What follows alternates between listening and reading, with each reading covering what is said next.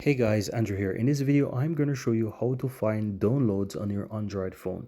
So whether you're using any model of Android phone or any brand of Android phone, you will be able to find this. There's two apps that you really need to look for. So what I recommend that you do if you're using, for example, a Samsung, is to do a swipe up and just simple type in my files, right? Once you type in my files, you want to open that up and you will be able to find downloads here at the top. So they are categorized, and as you can see, images, videos, documents, installation files, audio files. Just simple tap on downloads and you can find all of your download files right here.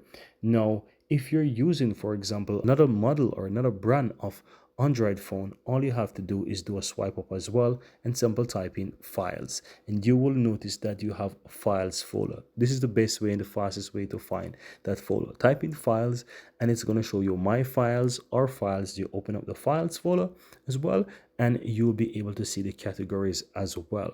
And as you can see right here, it shows the downloads as well. So I tap on that and I'm going to find my downloads as well.